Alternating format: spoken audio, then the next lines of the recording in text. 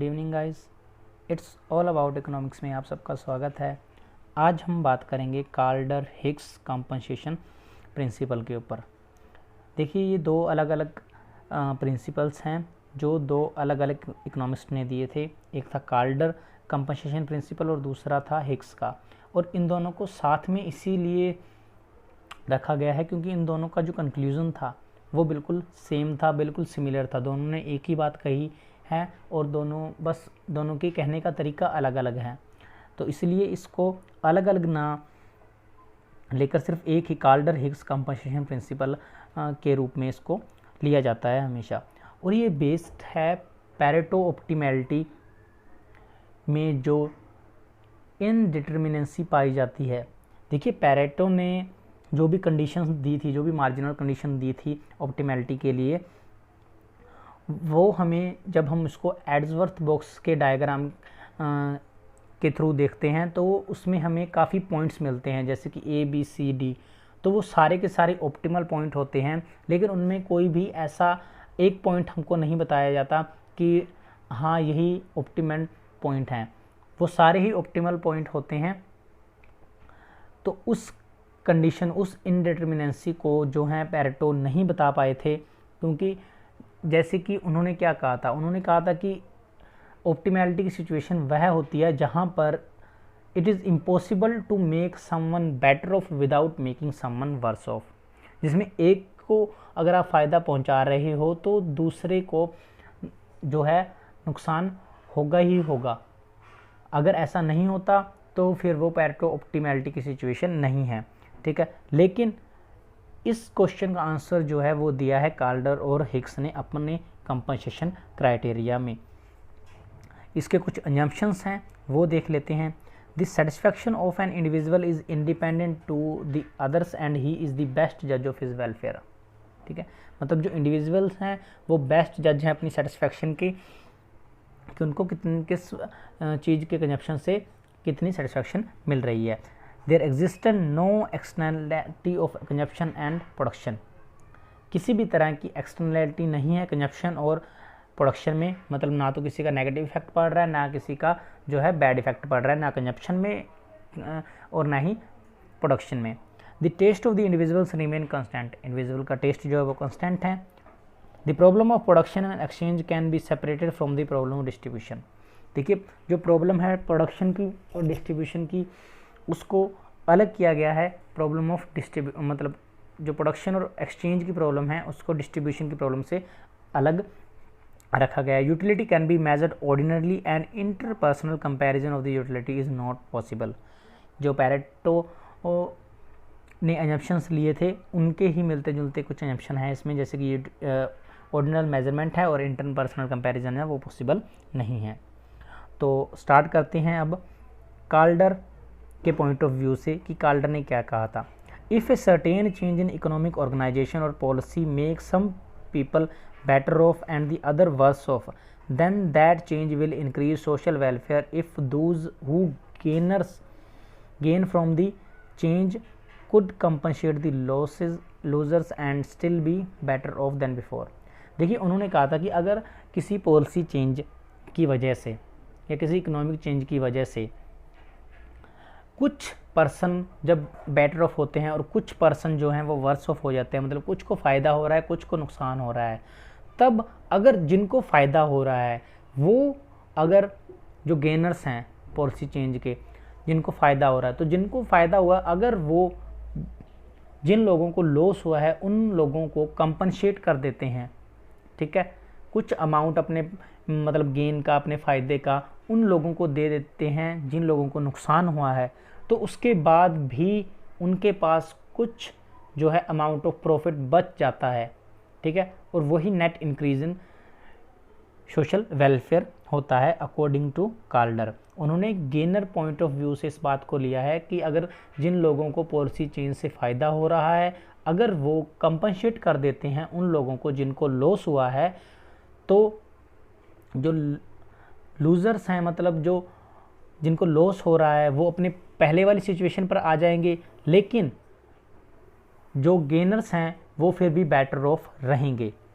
बैमुल ने इनकी मतलब कि स्पोर्ट में कहा है कि कार्डर criteria states that A change is an improvement if those who gain evaluate the gain at a higher figure than the value which the losers get upon the losses।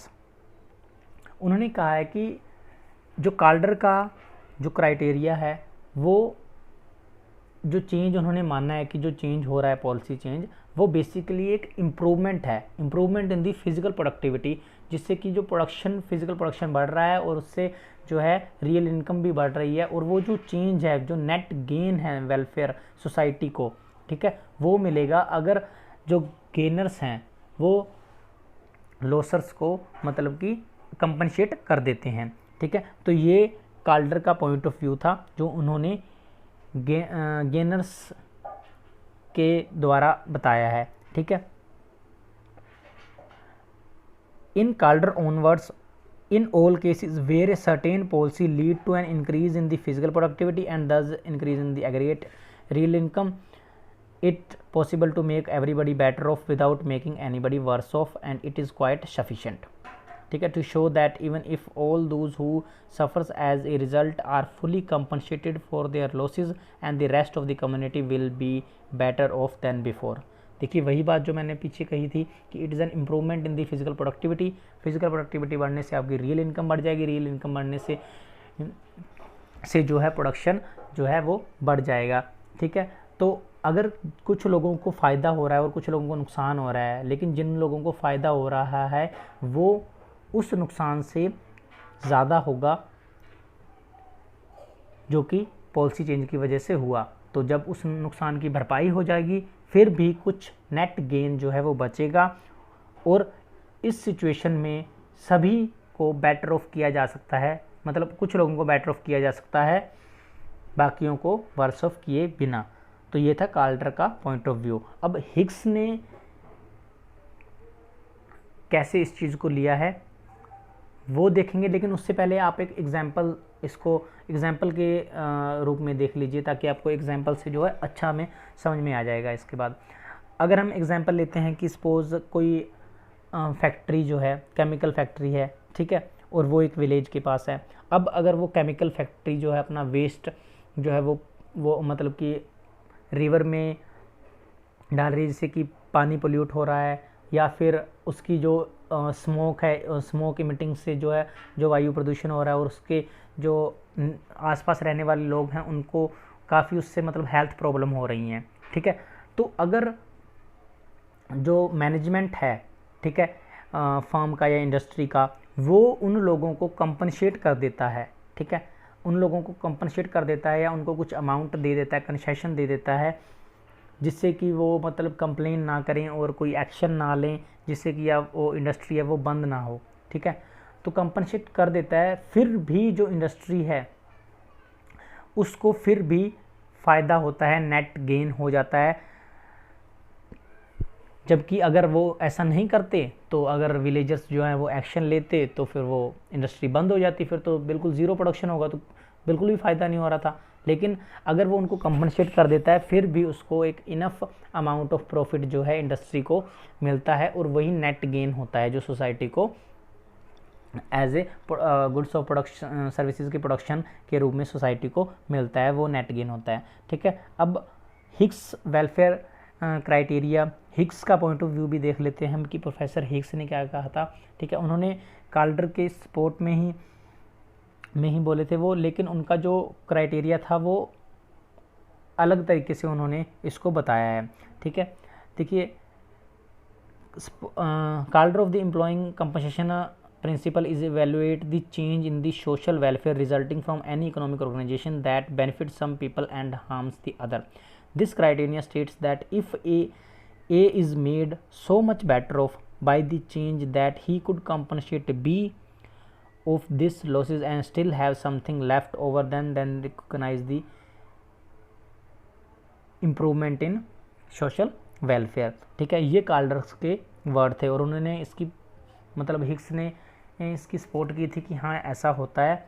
और अपने वर्ड्स में उन्होंने क्या कहा था, वो था in other words a change in is an improvement if the losers is the changed situation can not profitability bribe the gainers not to change from the original situation. ठीक है, उन्होंने इसको मतलब जिन लोगों को नुकसान हो रहा है उनके पॉइंट ऑफ व्यू से बताने की कोशिश की है हिक्स ने कि अगर जो लॉसर्स हैं, जिनको भी लॉस हो रहा है, ठीक है, वो अगर किसी मतलब सर्टेन पॉलिसी चेंज को रोकने में असमर्थ होते हैं, मान लीजिए कि एग्जांपल के थ्रू आप इसको समझिए, जैसे कि सपोज अगर वही इंडस्ट्री का आप एग्जांपल ले लेते हैं कि इंडस्ट्री है, पोल्यूशन कर रही है, जिससे लोगों को प्रॉब्लम हो रही है। तो जब अगर लोग जो हैं, जो उसके आसपास लोग रहते हैं, जो विलेजर्स हैं, वो अगर इंडस्ट्री के मैनेजमेंट को उतना अमाउंट नहीं दे पाते कि वो जो है पोल्यूशन ना करें, ठीक है, वो उनको ब्राइब नहीं दे पाते, मतलब राज़ी नहीं कर पाते, उतना कंपनसेट या उतना अमाउंट नहीं दे पाते कि वो इंडस्ट्री जो है वो अपना पोल्यूशन करना बंद कर दे, तो इसका मतलब है कि उस पोल्यूशन से जो इंडस्ट्री को ज़्यादा फ़ायदा हो रहा है। ठीक है, तो इसका मतलब है कि नेट जो इंक्रीज़ होगा वो सोशल वेलफेयर का, वो हमें इस सिचुएशन में मिलेगा जब जो लॉसर्स हैं, जिनको नुकसान हो रहा है, वो कम मतलब कि ब्राइब नहीं कर पाते गेनर्स को कि वो पॉलिसी चेंज या कुछ सर्टेन चेंज ना करें वो चेंज, तो फिर उस सिचुएशन में हमारे पास जो नेट गेन होगा वेलफेयर में वो हमारे पास बचेगा। इसको आप दूसरे एग्जांपल से भी देख सकते हैं, जैसे कि सपोज कोई टैक्स इंट्रोड्यूस कर रही है गवर्नमेंट, ठीक है, टैक्स इंट्रोड्यूस कर रही है और उसमें दो पर्सन है, पर्सन ए और पर्सन बी। पर्सन ए को उस टैक्स इंट्रोड्यूस करने से फ़ायदा हो रहा है और पर्सन बी को उस टैक्स से नुकसान हो रहा है। तो अगर पर्सन बी जो है वो गवर्नमेंट को ब्राइब नहीं दे पाता, ठीक है, उनको वो सफिशेंट अमाउंट नहीं दे पाता कि आप ये टैक्स मत लाइए, मैं आपको इसकी भरपाई कर देता हूँ, आप जितना चाहें, तो अगर वो उसकी भरपाई नहीं कर पाता तो इसका मतलब है कि जो टैक्स है उससे जो सोशल वेलफेयर होगा वो बी के लॉसेस से ज़्यादा होगा। तो अगर बी के लॉसेस को भी हम कंपनसेट भी कर देते हैं, फिर भी हमारे पास जो नेट इंक्रीज बचेगा, ठीक है, इन सोशल वेलफेयर, वो हमारे पास सामने आ जाएगा। तो ये हिक्स ने जो है वो लॉसर, जिनको नुकसान हो रहा है, उनके पॉइंट ऑफ व्यू से इस बात को बताया है। ठीक है, इसको हम एक मतलब डायग्राम के थ्रू अगर देखें तो हमको अच्छे से समझ में आएगा। देखिए, एक्स एक्सिस पर आपकी ए की यूटिलिटी है और वाई एक्सिस पर आपकी बी की यूटिलिटी है। यहाँ पर हमने दो कंज्यूमर लिए हैं, ठीक है, और डी और ई जो है हमारे पास, ये है हमारे पास यूटिलिटी पॉसिबिलिटी कर्व, जो कि कॉम्बिनेशन ऑफ यूटिलिटी को दिखाता है कि ए और बी में जितने भी कॉम्बिनेशन हैं वो इस एरिया डी और ई के अंदर ही होंगे। ठीक है, और इसके ऊपर जितने भी पॉइंट हैं, जो टी आर ई एस, ये सारे ही पॉइंट जो हैं ये उनके कॉम्बिनेशन को ही दिखा रहे हैं। ठीक है, सपोज करते हैं कि हम जो इक्विलिब्रियम लेवल है वो क्याऊ के ऊपर है। ठीक है, क्याऊ के ऊपर हैं दोनों ही, एक कंज्यूमर भी और बी कंज्यूमर भी। ठीक है, अब अगर ए से किसी पॉलिसी चेंज की वजह से या किसी भी चेंज की वजह से, इकोनॉमिक चेंज की वजह से, अगर क्याऊ से हम आर की तरफ शिफ्ट करते हैं तब क्या होगा। अगर आर की तरफ शिफ्ट करते हैं तो देखिए बी की यूटिलिटी बढ़ेगी लेकिन ए की कम नहीं होगी। ठीक है, सेम ही पैरेटो ऑप्टिमैलिटी में भी उन्होंने इन 3 पॉइंट्स को बताया था कि अगर क्याऊ जो है वो क्याऊ पॉइंट से अगर आर, जी और एस पर जाते हैं तब ऐसी सिचुएशन में ये पैरेटो इम्प्रूवमेंट की सिचुएशन है जिसमें कोई भी वर्स ऑफ नहीं होगा, जबकि दूसरे को हम बेटर ऑफ कर सकते हैं। अगर पॉइंट आर पर जाएं तो बी जो है हमारे पास, बी को फ़ायदा होगा लेकिन ए को नुकसान नहीं होगा। अगर पॉइंट एस पर आते हैं तो ए को फ़ायदा होगा लेकिन बी को कोई नुकसान नहीं होगा। लेकिन अगर क्याऊ से जी पर जा रहे हैं तो उससे दोनों को ही फ़ायदा होगा, दोनों ही बेटर ऑफ होंगे। ठीक है, लेकिन क्या होगा अगर क्याऊ से हम टी के ऊपर शिफ्ट करते हैं, तब क्या होगा। इस सिचुएशन को पैरेटो ऑप्टिमैलिटी नहीं बता पाई थी। अगर क्याऊ से हम टी पर जाते हैं तो ए को फ़ायदा होगा, लेकिन मतलब बी को फ़ायदा होगा, सॉरी बी को फ़ायदा होगा, लेकिन ए जो है उसको काफ़ी लॉस होगा, नुकसान होगा। तो ये पैरेटो ऑप्टिमैलिटी की सिचुएशन नहीं है, पैरेटो से नहीं बता पाए थे। लेकिन इसे काल्डर और हिग्स ने बहुत अच्छे तरीके से बताया कि अगर हम क्याऊ से टी पर आते हैं, टी पर आने के बाद जो बी है वो बेटर ऑफ हो गया है, उसे काफ़ी फ़ायदा हो रहा है, जो कि उसे क्याऊ पर नहीं हो रहा था। टी पर उसे बहुत ज़्यादा फ़ायदा हो रहा है और ए को जो है वो नुकसान उठाना पड़ रहा है। अगर हम टी से स्ट्रेट लाइन खींचते हैं नीचे ओ एक्सिस पर, ठीक है, तो उस लाइन और क्याऊ के बीच में जो गैप है वो लॉस उठाना पड़ रहा है ए को, ठीक है। तो अब क्या होगा काल्डर और हिग्स, अकॉर्डिंग टू काल्डर और हिग्स के, कि अगर बी जो है वो कंपनसेट कर देता है ए को, जो भी उसको लॉस हुआ है, अगर वो कंपनसेट कर देता है और उस कंपनसेट करने से जो रीडिस्ट्रीब्यूशन होगा इनकम में, उस रीडिस्ट्रीब्यूशन से बी जो है वो शिफ्ट कर जाएगा टी से आर के ऊपर। दोबारा टी से आर के ऊपर जब वो शिफ्ट कर जाएगा तो उसके बाद देखिए सिचुएशन क्या रहती है हमारे पास। अब बी आर के ऊपर, पॉइंट आर के ऊपर है, तो ए जो है वो अपनी पुरानी सिचुएशन पर आ चुका है जहाँ पर वो पहले था, उसको कोई लॉस नहीं हो रहा है। लेकिन बी स्टिल बेटर ऑफ है, जब वो क्याऊ पर था उससे अब भी वो आर, उससे आर पर आ चुका है और अब भी वो बेटर ऑफ है, उसको अब भी फ़ायदा हो रहा है, जबकि ए को कोई नुकसान नहीं हो रहा है। कंपनसेशन करने के बाद भी ए को फ़ायदा हुआ है, तो ये नेट इंक्रीज़ है, यही काल्डर और हिग्स ने बताया है, ठीक है। ये फिगर की एक्सप्लेनेशन है, आप इसको देख लेना वीडियो को पॉज करके। अब इसके बाद एक लास्ट हम चीज़ पढ़ लेते हैं। It is noteworthy that according to Calder and Higgs criteria, compensation may not be actually paid to judge whether or not social welfare has increased. It is enough to know whether the gainers could compensate the losses for the loss in his welfare and still be better off. देखिए उनके according था कि ज़रूरी नहीं है कि आप compensation करें ही करें जिनको लॉस हो रहा है, बस ये देखना ज़रूरी है कि क्या जो गेनर्स हैं, ठीक है, जो चेंज हुआ है, जो पॉलिसी चेंज हुआ है, जो इकोनॉमिक चेंज हुआ है, उससे जिन लोगों को गेन हुआ है, क्या वो जिन लोगों को लॉस हुआ है उनके लॉस का कंपनसेशन कर सकते हैं।